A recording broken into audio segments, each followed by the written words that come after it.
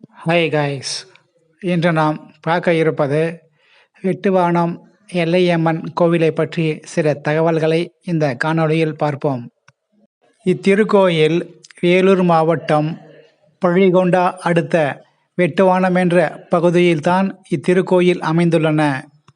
வேலூரில் இருந்து சுமார் 23 கிலோமீட்டர் தொலைவில்தான் இத்திருக்கோயில் அமைந்துள்ளது.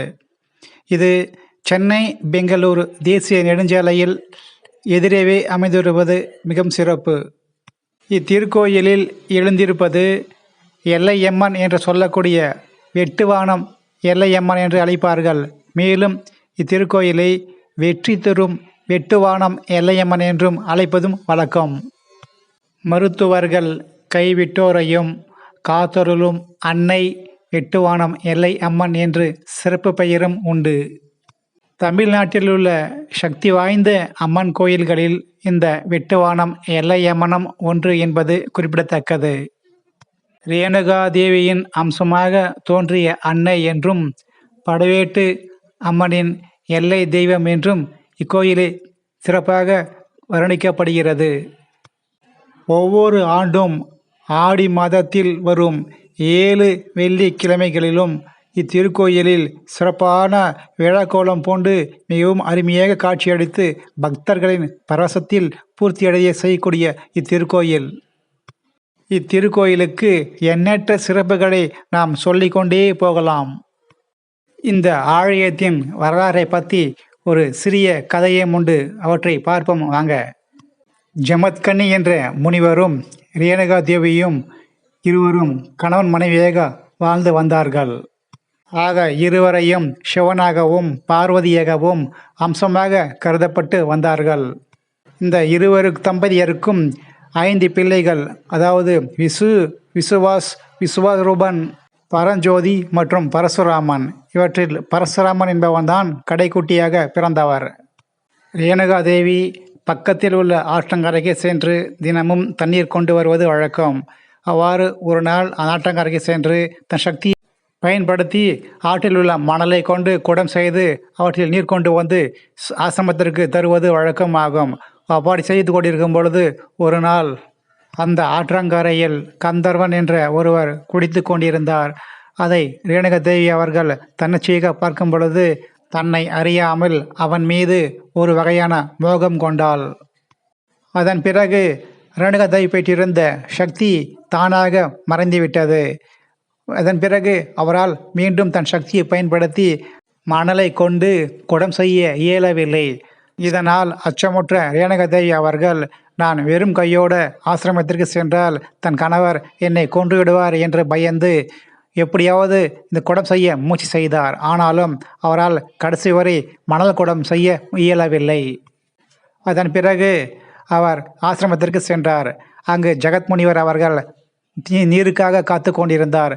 அவர் எங்க நீர் என்று தன் மனைவிடம் கேட்ட பொழுது, நான் நீர் கொண்டு வரும் வழியில் ஒரு விலங்கு என்னை துரத்தியது, ஆனால் குடம் உடைந்து விட்டது என்று பொய் சொன்னாள். இதை தன் நாணக்கண்ணால் அறிந்த ஜெகத் முனிவர் அவர்கள், நீ என்னிடம் பொய் சொல்கிறாய் என்று கூறி நடந்தவற்றை அனைத்தும் அவர் எடுத்து கூறினார். உடனே பயந்து போன ரேணுகா தேவி அவர்கள் என்ன செய்வது என்று தெரியாமல் திகைத்து நின்றார். நீ செய்த இந்த செயலுக்கு கண்டிப்பாக உனக்கு தண்டனை உண்டு என்று ஜெகத் முனிவர் அவர்கள் தன் மனைவிக்கு மரண தண்டனையை விதித்தார்.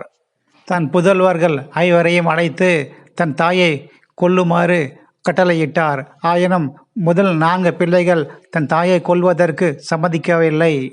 உடனே கோபம் கொண்ட ஜெகத் முனிவர் அவர்கள் அந்த 4 பிள்ளைகளையும் செடி கொடிகளாக மாறுமாறு சபித்து விட்டார். உடனே கடைசியாக இருந்த பரசுராமனை அழைத்து தன் தாயை கொல்லுமாறு கட்டளையிட்டார். உடனே பரசுராம அவர்கள் மறுப்பு எதுவும் தெரிவிக்காமல் தன் தாயை கொல்வதற்காக கோடாரை எடுத்துக்கொண்டு சென்றார். உடனே ரேணுகா தேவி அவர்கள் பயந்து ஓடி சென்றார். எதிரே வந்த அருந்ததி என்ற ஒரு பெண்ணை கட்டி அணைத்து தன்னை காக்குமாறு வேண்டினார். அதற்குள் பரசுராமன் அவர்கள் தன் கோடாரியால் ஓங்கி அறையும் பொழுது இருவரை தலையும் துண்டிக்கப்பட்டது. ஆனால் பரசுராமன் அவர்கள் தன் தாயை கொல்வதற்கு முன்பாக தன் தந்தையிடம், தன் தாயை கொல்ல வேண்டும் என்றால் எனக்கு 2 வர வேண்டும் என்று பெற்றுக்கொண்டார். தன் தாயை கொன்ற பின்னர் தலையை எடுத்து வந்து ஜெகத் முனிவர் இடம் காண்பித்தார். உடனே ஜெகத்முனிவர் அவர்கள் தன் மகனை பாராட்டினார். அதற்கு பரசுராமன் அவர்கள் தந்தை சொல் மிக்க மந்திரம் எதுவும் பெரிதில்லை என்று கூறினார். அதனைத் தொடர்ந்து தன் தந்தையிடம் தான் பெற்ற 2 வரங்களை பயன்படுத்தி தன் தாயை உயிர்ப்பிக்குமாறு வேண்டிக் கொண்டார். உடனே அவரும் உயிர்ப்பித்த செய்தார். அங்கு நடந்த ஒரு அவசரத்தில் அந்த 2 பெண்கள் ரேணுகா தேவியும் அருந்ததியும் இருவருடைய தலைகள் வெவ்வேறு உடல்களில் மாற்றி வைக்கப்பட்டு விட்டது. இங்கு ரேணுகா தேவியின் தலையை வெட்டப்பட்ட இந்த பகுதியை தான் பின்னர் வெட்டுவாடம் என்று நாம் அழைக்கின்றோம். மேலும் இத்திருக்கோயிலில் பக்தர்கள் தாங்கள் கொண்டு வரும் ஆடு, கோழி போன்ற பொருட்களை பலியிட்டு தங்கள் நேர்த்திக்கடனை செலுத்தி அவருடைய அருளை பெற்று செல்கிறார்கள். இந்த ஆலயத்தில் ரேணுகா தேவி அன்னையே இந்த ஆலயத்தின் மூல தெய்வமாக கருதப்படுகிறாள். இந்த வெட்டுவாடம் அருகேயே புண்ணிய தீர்த்தமாக சொல்லப்படக்கூடிய அந்த நதியும் ஓடிக்கொண்டு வருகின்றன. மேலும் ஒவ்வொரு வெள்ளிக்கிழமையும் ஞாயிற்றுக்கிழமையும் பக்தர்கள் வந்து இங்கு சாமி தரிசனம் செய்துவிட்டு செல்கிறார்கள்.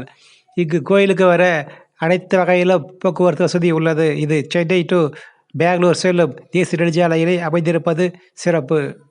கோயில் திறந்திருக்கும் நேரம் காலை 8 முதல் 12, மாலை 4 முதல் இரவு 8 மணி வரை. பை மோட்டோ இது ஆன்லைனில் பொருட்களை பர்ச்சேஸ் செய்யும் ஆப் ஆகும். இந்த காணொளி தங்களுக்கு பிடித்திருந்தால் சப்ஸ்கிரைப் பண்ணுங்க, ஷேர் பண்ணுங்க, கமெண்ட்ஸ் பண்ணுங்க.